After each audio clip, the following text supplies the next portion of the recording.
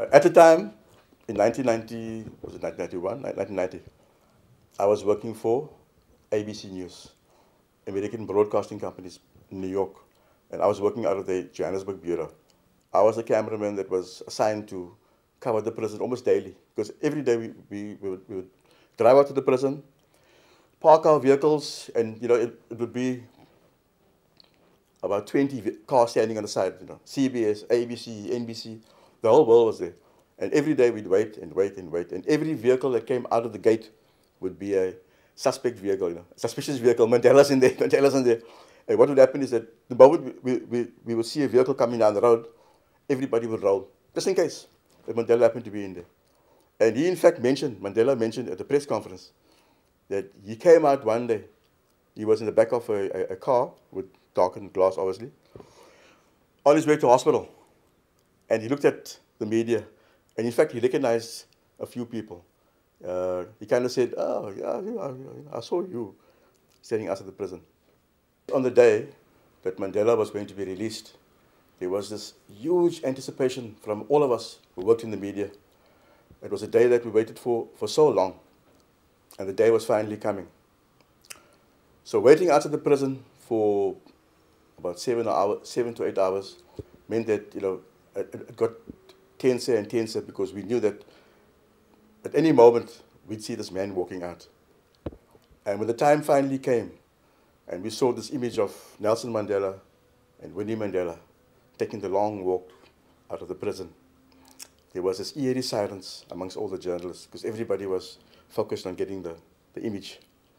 And as he walked down, I had this thing in my mind saying, I actually can't believe that it's happening. I never thought in my lifetime that I would see Nelson Mandela released. And I recorded, I let the camera roll, and I stood there. And I kind of had a tear in my eye. And I turned around and I kind of looked at all the other journalists, and everybody was emotional, because it was an image that everybody had waited for, for years and years and years. And finally we saw this guy coming down. And as he came out, the crowd went crazy. And there was a media frenzy. Everybody just went forward. And hovering over Mandela with my camera, because my sound man had picked me up. I had a sound man who was a huge guy. My brother-in-law, Gary Media, was working with me at the time. And he picked me up, and I came over Mandela.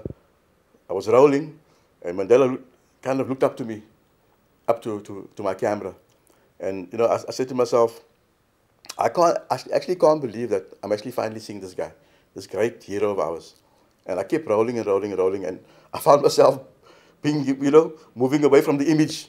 So what was happening was that I was being pulled by the security back and back, but I kept rolling.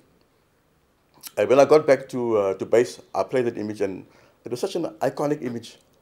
Seeing this man walking out of prison with Winnie Mandela hand in hand, and the crowd just going forward. It was a day I'll always remember, always. Just being there myself was, I think, one of the, in all my years of journalism, I've been a journalist for 37 years. But for 20 years, that was the story I wanted to cover. So for waiting that long and finally seeing this thing happening, it kind of made me feel, yes, I've accomplished something in my life as a television journalist. I've covered one of the biggest stories in the world, the release of Nelson Mandela.